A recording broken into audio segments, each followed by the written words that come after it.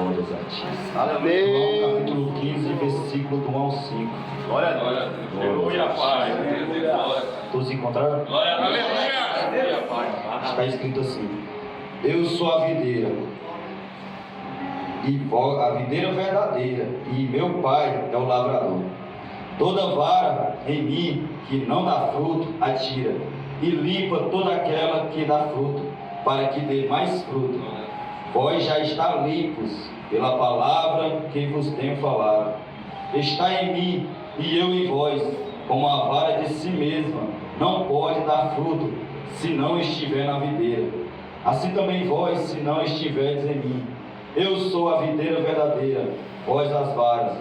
Quem está em mim e eu nele, esse dá muito fruto, porque sem mim nada podeis fazer. Glória a Deus.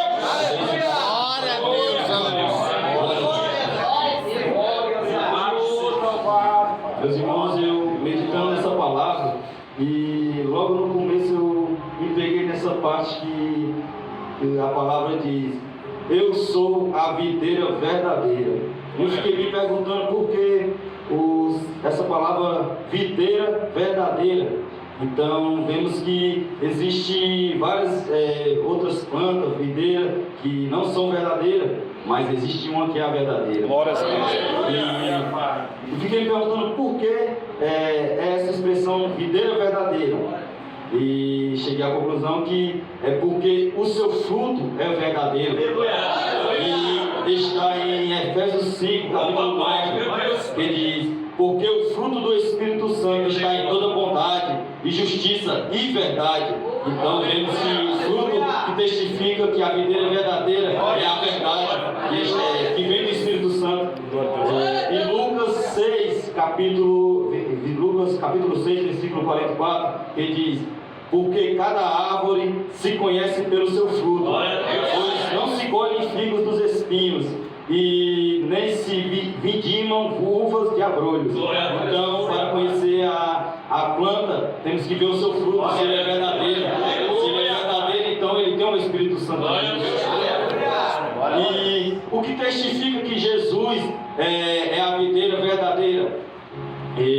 O que testifica que Jesus é a videira verdadeira é o Espírito Santo, que está em 1 João, capítulo 5, versículos 6 a 8, que diz: este é aquele que veio por água e por sangue, isto é, Jesus Cristo, não só por água, mas por água e por sangue. E o Espírito é o que testifica, porque o Espírito é a verdade. Porque três são os que testificam no céu: o Pai, a Palavra e o Espírito Santo. E estes três testificam um.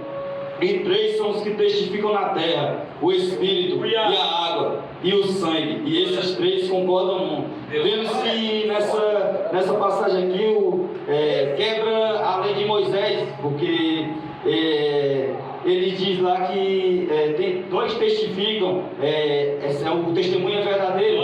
Então vemos que o Pai, o Filho e o Espírito Santo testificam num, para comprovar que o testemunho é verdadeiro. E chegamos aqui o Pai é o lavrador. O que é o lavrador? Quais as funções do lavrador? As funções do lavrador incluem preparar o solo, plantar, cuidar da plantação e colher. Essas são as funções do lavrador. E eu fiquei me perguntando assim, em cada situação ali, o que o Pai faz, porque muitos lavrador não vê a ação de Deus e somente no que Ele faz. E vemos que em toda a caminhada nossa, nós precisamos do Pai. Porque o Pai, Ele prepara o solo. E já passamos por uma situação que nós somos solo. E quando o Pai prepara o solo, Ele manda água. E o homem só olha para Ele porque Ele mesmo coloca água. Mas a água que o homem coloca na terra, no solo, não é o bastante para que o solo seja bom. Então precisamos do Pai para que o solo seja bom. O Pai, Ele dá o crescimento também. Ele cuida da plantação para que quando Ele venha colher, Ele venha colher um bom fruto. E o bom fruto são que testificam que a pessoa tem o Espírito Santo. Se a pessoa tem o Espírito Santo, ela dará bons frutos. Em João capítulo E disse-lhe Jesus: eu vim a este mundo para juízo, a fim de que os que não veem, vejam, e os que veem sejam cegos. Mateus capítulo 11, versículo 25. Naquele tempo, respondendo Jesus, disse: graças te dou, Pai, Senhor do céu e da terra, que ocultaste essas coisas aos sábios e instruídos e as revelaste aos pequeninos. João capítulo 9 é respondido em Mateus capítulo 11, porque a palavra diz que Jesus diz que Senhor, ele tira do cego daqueles que querem, daqueles que dizem que vê, mas não vê. Então o Senhor oculta deles, mas aqueles que não vê, o Senhor dá. Isso tudo por causa do soberbo da pessoa, que a pessoa não tem humildade para receber do Senhor a revelação.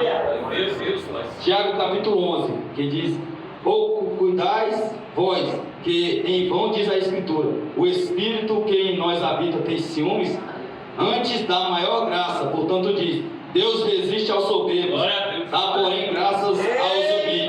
Glória a Deus. Vemos essas palavras que eu estava ali meditando um pouco nessa palavra, e o Senhor trouxe ao meu coração nessa questão de soberba e humildade, a situação do apóstolo Paulo, que ele tinha uma soberba em questão de ter a lei, de ter todo o conhecimento da lei, manejar bem a lei, mas ele não tinha Jesus Cristo, ele não tinha a verdade, ele manejava de um jeito cego e não conseguia enxergar a verdade. Então foi um momento que ele precisou esvaziar de si mesmo para receber Jesus Cristo, onde traz a verdadeira revelação. Glória a Deus. E testificando um pouco da minha caminhada, uma vez eu estava caminhando do trabalho, meu irmão Fábio, e nós conversamos sobre a palavra, e eu disse a ele: eu glorifico a Deus pela dor. Mas por que eu glorifico a Deus pela dor? Porque foi pela dor que eu conheci ele.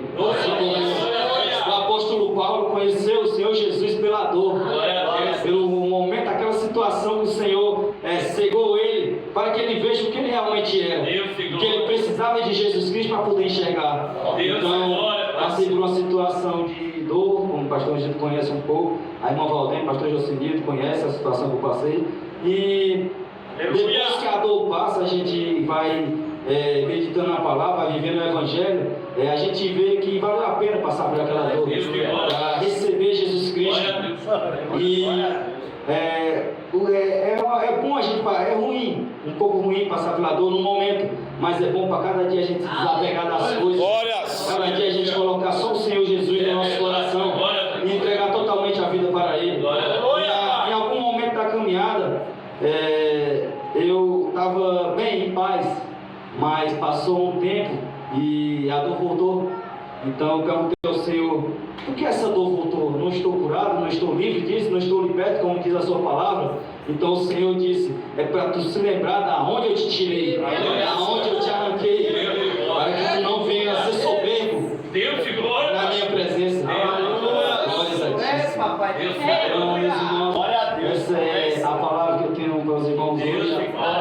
Agradeço ao Pai pela graça nesse momento, agradeço ao pastor Gil, pastor Daniel, nosso pastor, pela oportunidade, em nome do Senhor Jesus. Ao Senhor Jesus.